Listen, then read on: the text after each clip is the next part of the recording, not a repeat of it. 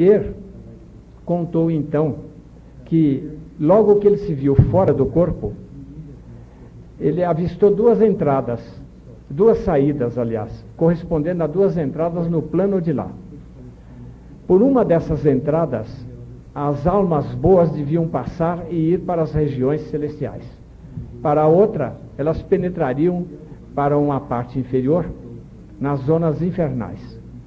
E ali teriam que passar durante algum tempo. Depois retornariam. Ao voltarem, essas almas, elas teriam que escolher o seu destino.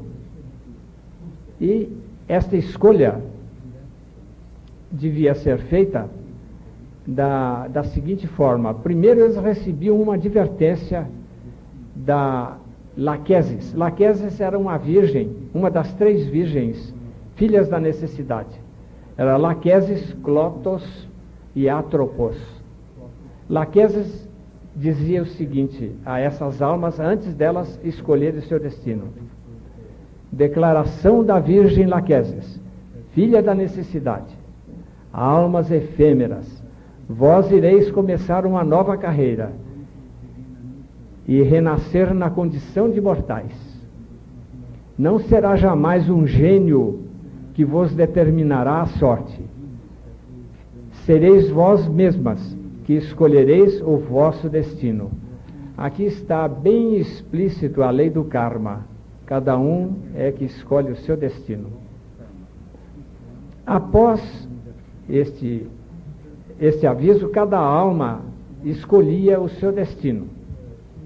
E escolhido o seu destino, eles passavam sucessivamente por Laquesis, que fornecia a cada alma um gênio tutelar, que iria tomar conta, uma espécie de observador. Clotos tecia a trama do destino desta alma. E, por fim, Atropos estabelecia a irrevogabilidade dos destinos de cada uma delas. Depois disso, elas passavam debaixo do trono da necessidade. Iam para o lado de uma planície chamada Planície de Létes. Nesta planície formava-se um cortejo que seguia por um caminho a uma grande extensão debaixo de um sol abrasador e um calor terrível. À tarde, estas almas acampavam nas margens de um rio chamado Rio Amelis. Diz a lenda que as águas desse rio não podem ficar dentro de qualquer vaso, elas escapam. As almas que chegavam depois daquela longa caminhada, debaixo daquele calor extraordinariamente forte, procuravam imediatamente descendentar-se, beber a água do rio Amelis. E acontecia que esta água tinha o poder de anular completamente a memória do que tinha acontecido anteriormente. Ficavam absolutamente esquecidas de tudo o que havia passado com elas. É o esquecimento. Ele foi proibido de beber a água do rio Amelis.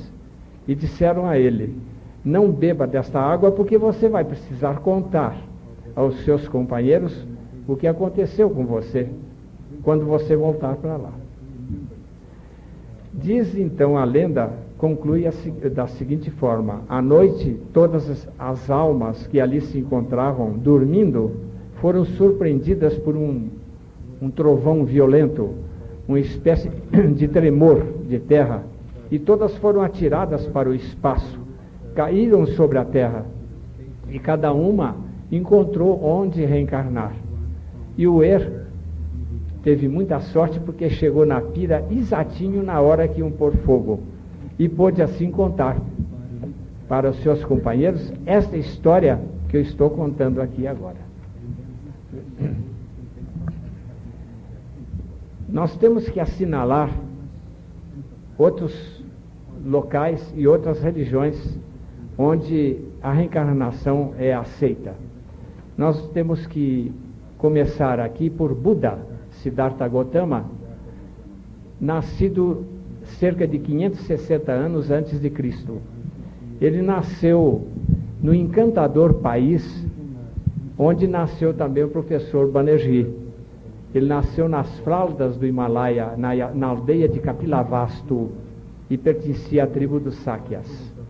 A reencarnação e a lei do karma são os fundamentos da doutrina de Buda. Ele criou um corpo de doutrina que se resume em 4 leis, ou melhor, em 4 itens. É uma lei única, Arya Satyani. Essas leis dizem o seguinte: é impossível vida sem sofrimento. A segunda diz o seguinte: para livrar-se do sofrimento, é preciso livrar-se da necessidade de nascer. E a terceira ensina o porquê nós estamos condicionados a esta situação de reencarnação. E a quarta é o chamado nobre caminho das 8 sendas, dá a receita, ensina como livrar-se da necessidade de renascer. A receita é muito simples, o difícil é seguir a receita. Eu, pelo menos, depois que li, cheguei à conclusão que vou levar muitos milênios para me libertar da necessidade de nascer.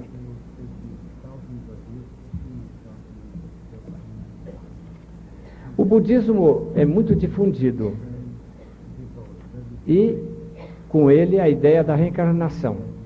Nós vamos citar alguns países: Índia, Ceilão, China, Vietnã, Coreia, Japão, Birmânia, Tibete, Camboja, Indonésia, Mongólia, Tailândia e outros mais. Há outras religiões que devem ser mencionadas que adotam também a reencarnação. O hinduísmo, que é uma forma moderna do brahmanismo. O jainismo, também na Índia, que segue as diretrizes de Mahavira, 540 anos antes de Cristo. São as religiões predominantes na Índia. Outros povos e outras crenças também adotam a reencarnação. Na Pérsia, hoje Irã, os que seguem a doutrina de Zoroastro, Zendavesta, acreditam na reencarnação. Os celtas e druidas da Gália Antiga e os teutões eram reencarnacionistas quando César os encontrou. Na Inglaterra, antes do advento do cristianismo, havia a feitiçaria reencarnacionista. Os cátaros na França, século XI e XII. Na África também, as tribos das margens próximas do rio Congo, bagongos e bassongos, acreditam não só na reencarnação, como também apresentam casos com marcas reencarnatórias de nascença, que o professor Banerjee levantou na Índia também.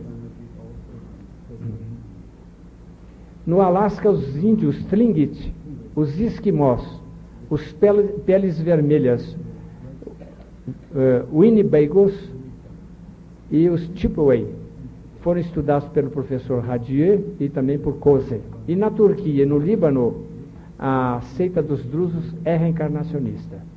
O judaísmo antigo também admitia a reencarnação. Na obra de Flávio Joséfos, De Belo Judaico, há uma advertência àqueles soldados suicidas ou que pretendiam suicidar-se para não fazer parte da guerra. Era uma forma de deserção por suicídio.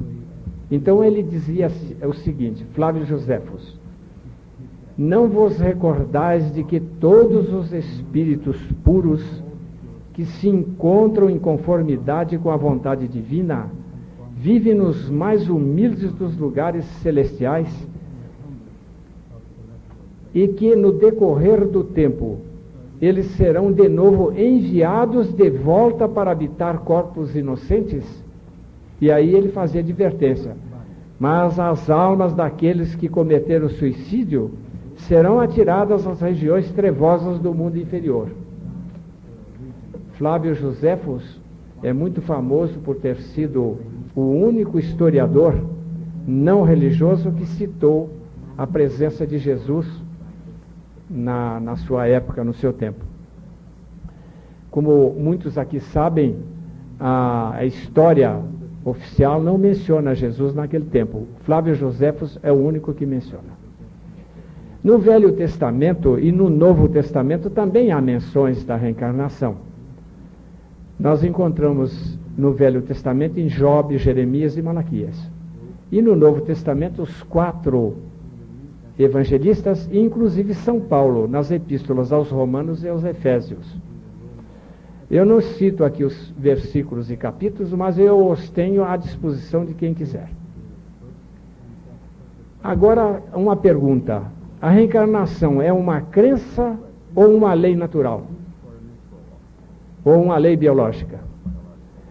Aqui eu tenho que dizer o seguinte, é opinião minha. Nem todas as descobertas empíricas ou teóricas foram imediatamente aceitas e incorporadas ao sistema dominante. Pelo contrário, grande número delas sofreu a oposição do sistema vigente. A reencarnação, evidentemente, é uma das crenças mais antigas e ela tem a origem na experiência, na vivência do fenômeno. Mas somente agora que ela começa a conquistar o título de verdade científica. Portanto, a ganhar o reconhecimento de lei natural. Ela está paulatinamente ganhando o reconhecimento de lei natural. E eu creio que a maioria das pessoas admitirá como sendo de uma importância muito grande esse evento. A reencarnação, com as suas consequências morais e particularmente com o conhecimento da lei do karma, representa uma nova perspectiva para o relacionamento humano. Talvez seja a forma de nós mudarmos um pouco a nossa maneira de viver o nosso comportamento atual. E eu acho que talvez a mais importante seria também aquela concernente à natureza do homem e a sua destinação dentro do contexto cósmico. Através do conhecimento da reencarnação, nós teremos consequências de uma amplitude inimaginável. E provavelmente nós venhamos a ter uma nova visão da nossa posição dentro de todo o nosso cosmos. Como já a física moderna já está também apresentando, no que tange à união total de todas as coisas. Na física moderna, há hoje um movimento chamado holístico, no qual nenhuma parte do universo é separada do todo. E nós talvez venhamos a ter uma revolução desse tipo dentro do campo do conhecimento do homem, da natureza do homem. Esta conquista do conhecimento humano deve-se, sobretudo,